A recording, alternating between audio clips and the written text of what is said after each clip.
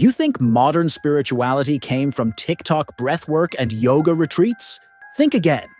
Because what if we told you the core of today's spiritual awakening, shadow work, divine timing, archetypes, manifestation, all trace back to one man and one secret book?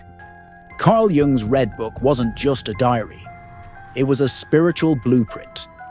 And today, we're unraveling how Jung's hidden astrology became the invisible thread running through everything from your morning tarot pull to your deepest healing journey. Before Jung, astrology had been tossed aside, dismissed as old superstition in a world obsessed with logic and lab coats. But Jung didn't just study it, he redefined it. He called astrology the summation of all the psychological knowledge of antiquity. He treated your birth chart as a psychological map, not a fortune cookie. He believed the sky was a mirror, not a master. The Red Book proves it. In one vision, Jung saw a black serpent wrapped around a cosmic wheel turning through blood-red space. That same week, Mars squared his moon, astrologically tied to inner tension and emotional chaos. That's astrology speak for emotional tension, like inner weather turning stormy. He wrote, "The serpent guards what I fear to feel." Not a symbol of doom, but a key. Another time, Mercury had just gone retrograde. That's when Mercury appears to move backward in the sky, a time when messages get mixed up, tech glitches out, and your thoughts turn inward.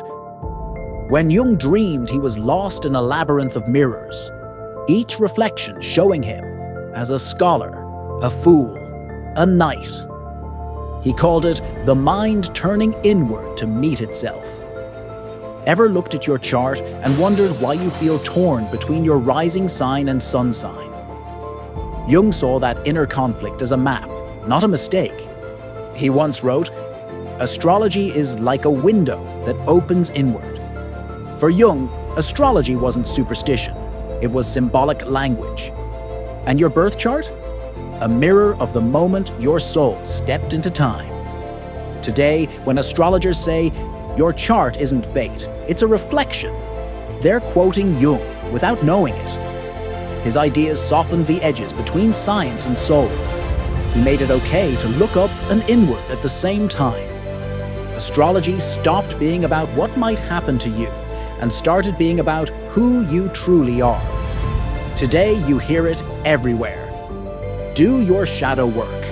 There are YouTubers teaching it, coaches selling programs, even Instagram memes breaking down your wounded inner child. But guess who started it all? Carl Jung. In the Red Book, Jung didn't just describe shadow work, he lived it. He charted when parts of his psyche broke through during planetary transits, and he gave these parts names, voices, images. Philemon, Salome, the shadow. He believed your chart could show when your inner world was ready to surface, not to scare you, but to meet you. When Mars was strong in his chart, Jung experienced dreams filled with conflict, one where a red horse trampled through a marketplace as people screamed. He saw this as Mars awakening the part of him that needed to confront chaos instead of avoiding it.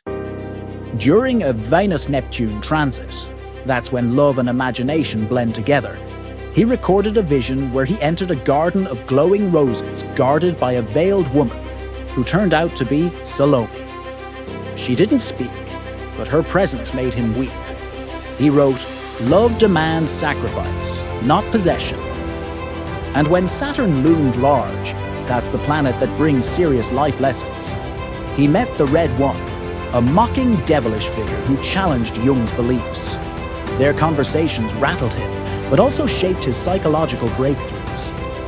Ever had an intense dream that lingered for days? Ever noticed it showed up during a tough or reflective time? That's not just your imagination. It might be your inner sky speaking. These days, when you're told to integrate the shadow during your Pluto transit, which is like the universe helping you transform by bringing deep feelings to the surface, or reflect during Mercury retrograde. That's Jung's living legacy. He transformed astrology into a tool of inner confrontation, not just outer prediction. Wait for divine timing. Trust the universe. It sounds mystical, right? But the idea of sacred timing became practical the moment Jung linked it to astrology. He didn't believe in coincidence. He believed in synchronicity, moments when the outer world aligns with the inner world in a way too meaningful to ignore. For Jung, a Saturn return wasn't just a rite of passage. That's when the planet Saturn returns to the same spot it was when you were born, around age 29, and asks, "Are you building a life that's truly yours?" It was the soul's alarm clock.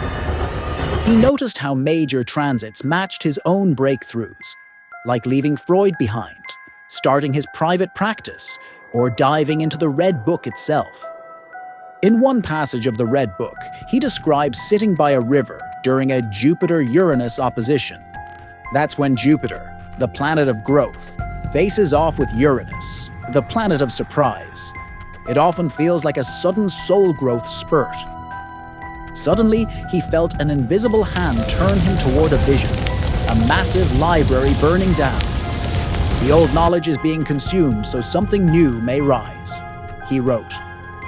Within a week, he began sketching the first mandala drawings. Ever had a time where life pushed you to grow, even when you weren't ready? Jung believed those pushes weren't random. They were part of your cosmic rhythm. Now, when spiritual guides say, "Your chart tells you when to grow," or "Your time will come," they're echoing a philosophy Jung whispered through the stars. Ever been told you act like a Leo?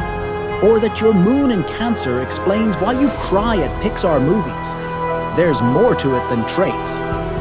To Jung, each zodiac sign wasn't just a personality, it was an archetype, a timeless energy, a sacred role you carry inside. In the Red Book, Jung met these archetypes in vivid form. Philemon wasn't just a dream figure, he was Sagittarius in spirit.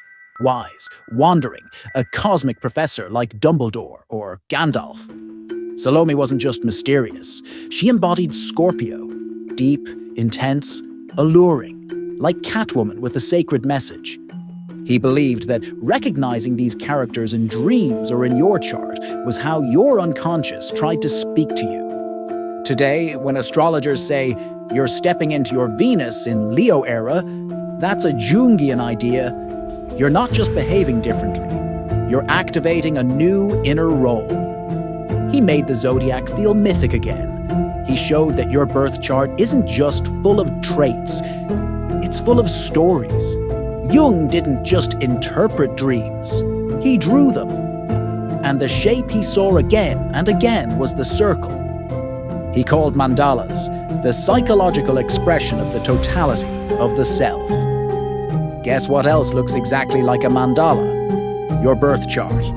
12 houses, 12 archetypes, planetary positions creating a cosmic fingerprint. In Jung's eyes, your natal chart wasn't a prediction wheel. It was your life's sacred symbol. In the Red Book, Jung painted vibrant, spinning mandalas during powerful planetary alignments, times when he felt something deep was shifting inside him. One of these paintings emerged right after a solar eclipse and a personal Saturn transit. He said he felt drawn into the center of something ancient and eternal. That night, he sketched a golden wheel with 4 gates, a symbol he believed showed the integration of his soul. For Jung, it wasn't just art. It was astrology made visible, the cosmos becoming color. He once wrote, "The self is a circle whose center is everywhere." That's how he saw your chart. Not a cage, not a trick, but a compass, a symbol of becoming. Jung never wanted to start a trend, but that's what happened. His Red Book wasn't published until nearly 50 years after his death. But in that time, something strange occurred. Astrology came back. The astrology you see now, focused on growth, healing, reflection. That's not the old-school prediction machine. That's Jung's version. Alive and evolving. You see it in birth chart readings that ask about your childhood wounds, in shadow work journals sorted by moon sign, in TikToks that say, "Don't fear Mercury retrograde, feel it." That's all Jung, filtered through decades, and now pulsing in the heart of modern spirituality. So here's the wildest part. You don't need to read the red book to feel its power, because Jung's astrology isn't locked in a vault anymore. It's already in your hands. Your chart isn't a forecast, it's an invitation to meet your archetypes, to welcome your shadow, to trust divine timing, to come home to yourself, and maybe the stars weren't put there to rule you. Maybe they're there to reflect you and remind you the cosmos lives in you too.